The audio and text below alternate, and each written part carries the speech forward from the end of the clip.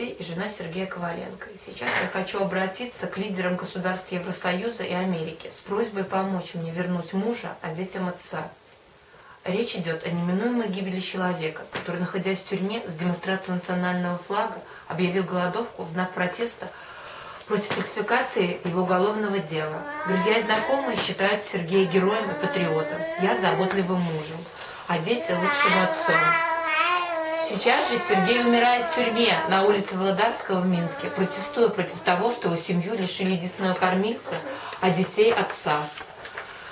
Предыстория ареста моего мужа такова. Накануне президентских выборов 2010 года Сергей поздравил белорусов с Рождеством, разместив национальный флаг на главной елке Витебска. В момент, когда Сергей покидал место проведения акции, его задержали и жестоко избили милиционеры ОМОНа. По отбытию 5 суток ареста его отпустили.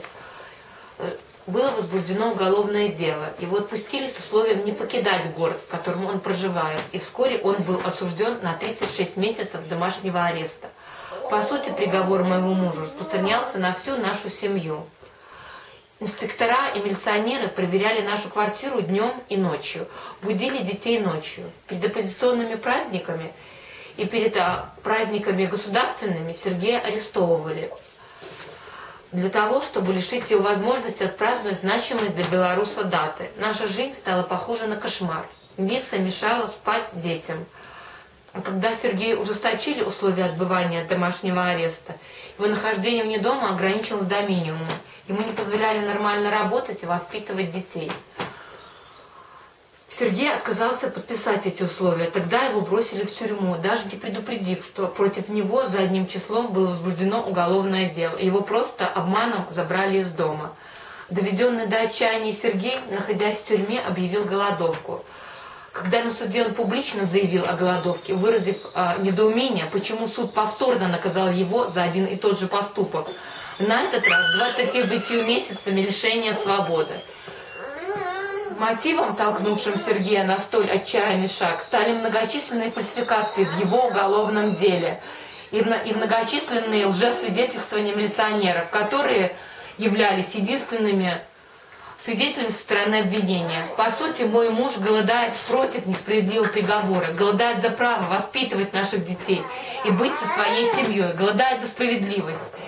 Сейчас Сергей находится на грани смерти. При росте 182 сантиметра он весит всего 50 килограмм. За это время он потерял 35 килограмм массы тела. В его организме произошли необратимые изменения. Ухудшилось зрение и слух, работа всех жизненно важных органов. Фактически он уже не может передвигаться. Когда 16 марта его связали и принудительно ввели глюкозу, это привело к разрыву вены.